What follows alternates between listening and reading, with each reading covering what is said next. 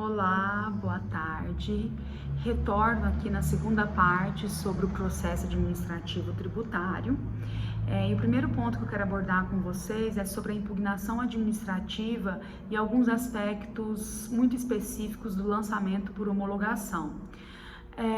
Primeiro ponto, o entendimento majoritário é que é dispensável direito de defesa em processo administrativo de controle de legalidade, quando se trata do lançamento por homologação, quando o fisco se limita a exigir o valor apurado pelo sujeito passivo.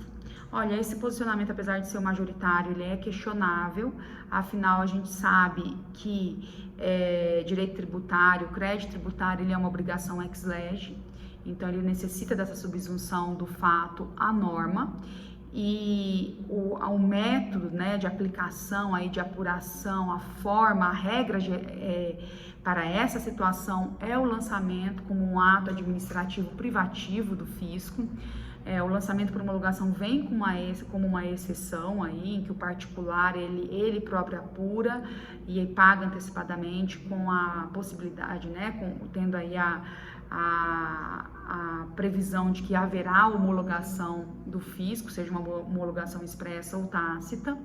Então, essa apuração particular ao realizar esses cálculos aí, são cálculos da esfera privada, realizado por uma contabilidade, não deveria, pelo menos, ser equiparado aos cálculos realizados pela administração pública nos seus atos aí de fiscalização voltados para a arrecadação.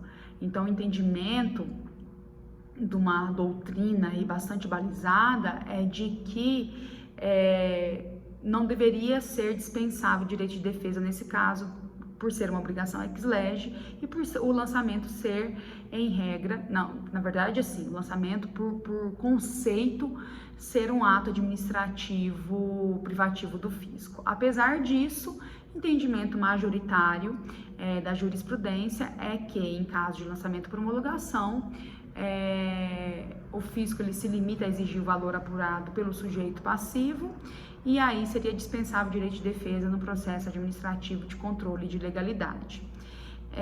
De qualquer forma, é imprescindível que haja intimação do sujeito passivo para pagar antes da inscrição endividativa, evitando aí, né, essa execução fiscal, de repente, por pagamento espontâneo desse particular, evita essa execução desnecessária e inclusão de encargos nessa hipótese.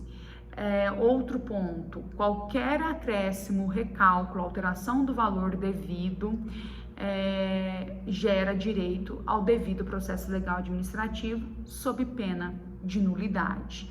Então, se houver qualquer acréscimo, recálculo, alteração do valor realizados aí por essa fazenda pública, que nesse caso haverá então o devido processo legal administrativo sob pena de nulidade de toda essa fase administrativa. A fazenda pública ela tem o dever de rever a apuração do sujeito passivo, justamente por conta dessa ideia de que o lançamento deve ser um ato administrativo privativo do fisco. A execução fiscal indevida por erro de apuração, ela inclusive, ela garante ao executado o direito ao reembolso de custas e de pagamento de honorários advocatícios. E um outro ponto que precisamos lembrar aqui, que o termo inicial da prescrição, quando se trata do lançamento por homologação, consiste no momento do vencimento do débito sem pagamento, pois aí já nasce o direito de propor a execução. Afinal, entendimento do STJ é que se o tributo já foi declarado, essa situação, por analogia, seria interpretada como um lançamento, e aí o vencimento do débito sem pagamento já provocaria o nascimento do direito de propor a execução fiscal e, portanto, já iniciaria aí o prazo prescricional. Quanto às etapas do processo administrativo fiscal, o início do processo se dá com a impugnação. conforme o artigo 15 e 16 do Decreto 70.235 de 72. Então, com a impugnação, inicia esse processo. Ela é apresentada por escrito em 30 dias, contados a partir do momento da intimação válida do ato impugnado. Então, se a gente está falando de lançamento, a gente conta 30 dias da data dessa intimação válida desse lançamento, dessa notificação desse lançamento. Os prazos estaduais e municipais, eles podem variar conforme as suas legislações específicas. Esse ato impugnado, esse documento, né, de impugnação, essa peça de impugnação, ela deve ser instruída com os documentos que há fundamente, e é considerada intimação válida aquela que é feita no domicílio do sujeito passivo, sob pena de nulidade desse ato. A intimação, caso ela seja considerada nula, tem como efeito a concessão de novo prazo para impugnar, e a decisão administrativa que agravar a defesa do contribuinte, que tornar mais grave essa situação, deve conceder novo prazo para impugnação. Há necessidade de designação da autoridade competente. Nula a decisão que não conhece a impugnação por indicação errada de autoridade competente. Isso é importante ressaltar. É óbvio que o decreto 70.235 de 72 exige a designação da autoridade competente nesse ato de impugnação. Todavia, em respeito ao princípio do formalismo moderado, será considerada nula a decisão que não conhecer a impugnação por indicação errada da autoridade competente. Deve conceder aí ao particular a possibilidade de editar, né, a possibilidade de emendar aí essa peça de impugnação, alterando aí, corrigindo essa autoridade competente. Ainda sobre esse início do processo, a omissão na qualificação exige também que esse particular se qualifique corretamente, mas a omissão na qualificação também não pode ser motivo para o não conhecimento de uma determinada impugnação, também em respeito ao princípio do formalismo moderado. Deve constar nessa impugnação ainda os motivos de fato e de direito, seja porque aquele crédito, vamos supor, não existe porque os fatos não ocorreram, ou porque ocorreram fatos impeditivos, extintivos ou modificativos desse direito. É toda a fundamentação aí dessa impugnação relacionada aos fatos e ao direito aplicável aqui nessa situação. Caso seja a hipótese do contribuinte questionar parcialmente a exigência, o artigo 21, parágrafo 1º do decreto 70.235 trata sobre isso, significa que a parte incontroversa poderá ser objeto de cisão e encaminhada à cobrança, e continua em questionamento ali só a parte em que o contribuinte aí apresentou impugnação. Existe a exigência, né, dessa prévia instrução com documentos, mas isso não impede a juntada posterior até a aprovação da decisão de novos documentos, de novo, também em respeito ao princípio do formalismo moderado. A manifestação da autoridade autuante, se é necessária ou não que haja essa manifestação do fiscal ali que lançou aquele crédito tributário. Não há previsão legal explícita a respeito em âmbito federal, mas caso aconteça, o impugnante tem o direito a se manifestar a respeito, justamente em respeito ao princípio do contraditório e ampla defesa. O julgamento de ofício, a legislação federal também não prevê, mas estados e municípios podem disciplinar a respeito, até em relação ao princípio da autotutela vinculada e do autocontrole. Sobre a produção de provas, deve haver, né, tem a necessidade de provas aí, caso a impugnação se baseie em elementos de fato, principalmente.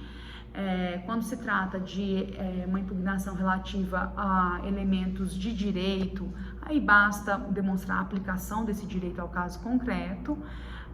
E quanto à prova de norma jurídica, é necessário fazer essa prova quando se tratar de direito municipal, estadual ou estrangeiro e consuetudinário, com base, aplicando aí inclusive o artigo 376 do CPC de 2015.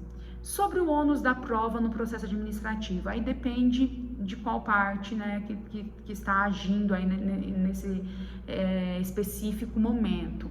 Atos administrativos, eles devem ser fundamentados em respeito ao princípio da legalidade, e o ônus é da administração pública sobre os fatos que fundamentam esses atos administrativos. Da mesma forma e por esse motivo, que a não comprovação desses fatos aí trazidos pela administração acaba tendo como efeito a nulidade do próprio ato. Por outro lado, é ônus do administrado provar a ocorrência de fatos impeditivos, modificativos ou extintivos do direito da fazenda pública.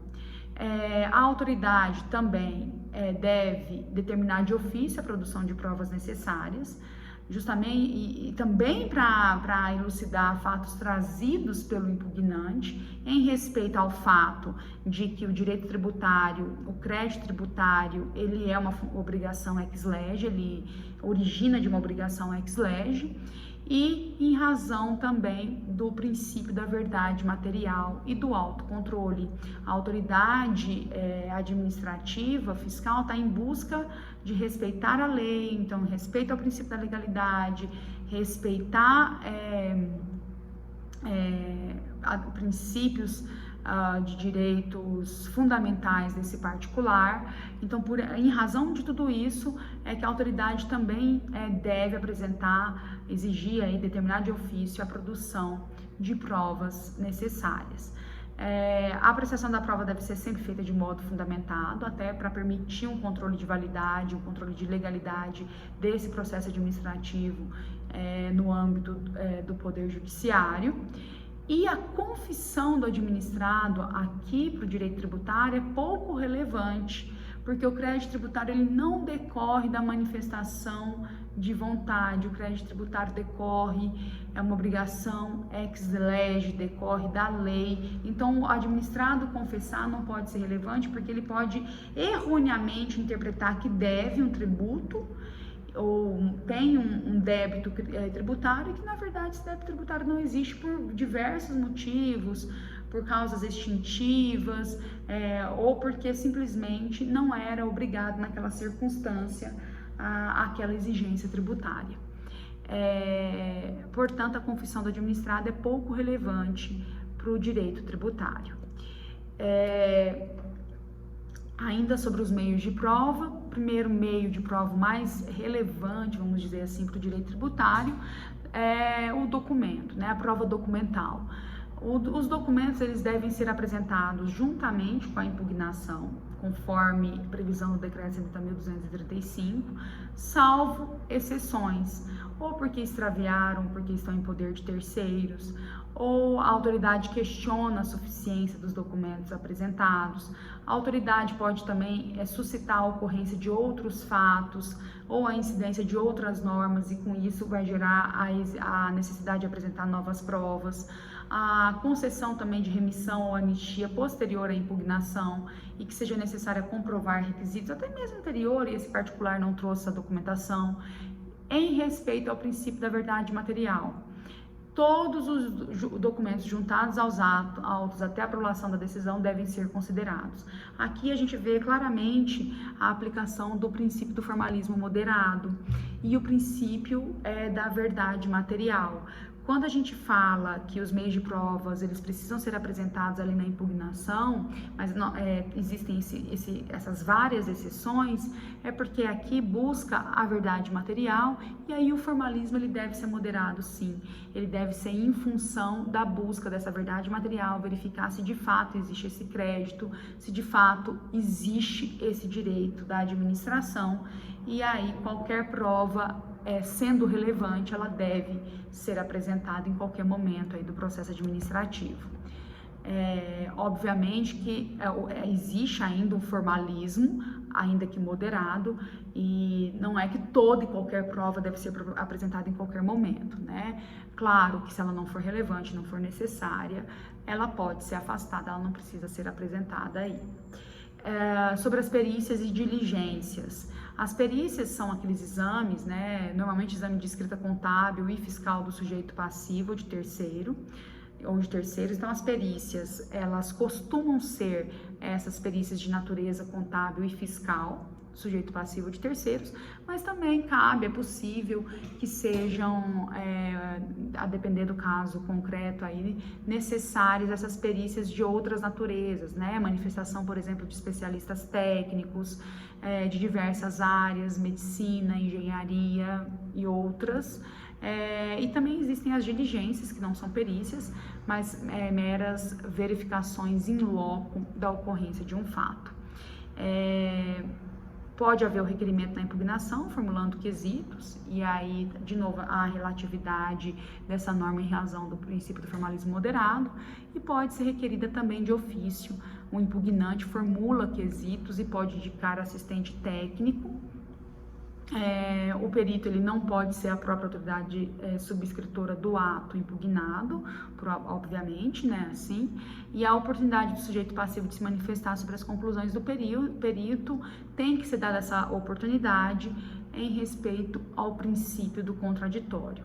As testemunhas, no caso do direito tributário, elas são pouquíssimo empregadas nesse processo administrativo fiscal, porque pela própria natureza, né, é muito documental aí do direito tributário. A prova emprestada ela é possível, e recordando que a prova pode ser emprestada, mas não a decisão de outro processo com base em tais provas. A decisão ela é única, né, de cada processo.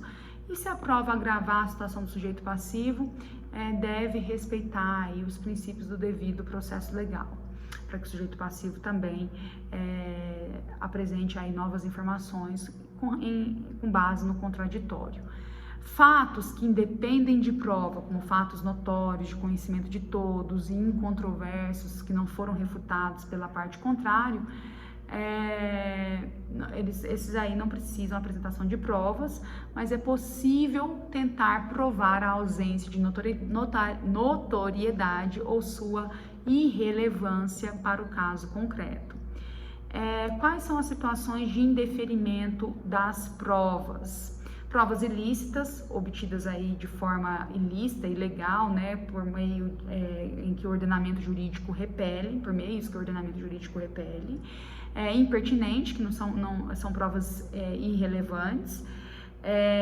Provas prescindíveis ou desnecessárias, são aquelas provas que não são contestadas pela parte adversa ou de fato notório. As protelatórias, que têm a intenção meramente de protelar aí, né, e não tem muita distinção das impertinentes e prescindíveis. Impraticável, aquela que é impossível de ser realizada. Em todos esses casos aqui, todos esses casos são hipóteses de indeferimento dessa prova. Agora, um ponto importante. A autoridade julgadora deve fundamentar detalhadamente a sua decisão pelo indeferimento dessa prova sob pena de nulidade, pois, ao indeferir a produção de provas e desconsiderar provas trazidas aos autos pelo impugnante, é importante, para evitar aí o cerceamento de defesa, que a autoridade fundamente de modo bem detalhado a sua decisão, sob pena de nulidade dessa decisão. O entendimento é que ocorre cerceamento de defesa também quando a autoridade nega direito à produção de prova de maneira incoerente e depois julga improcedente a impugnação por falta de provas. Isso é considerado cerceamento de defesa e também tem o efeito de anular essa decisão da autoridade, todo esse processo. Vou parar por aqui, abordo a próxima parte num próximo vídeo. Até daqui a pouquinho, pessoal.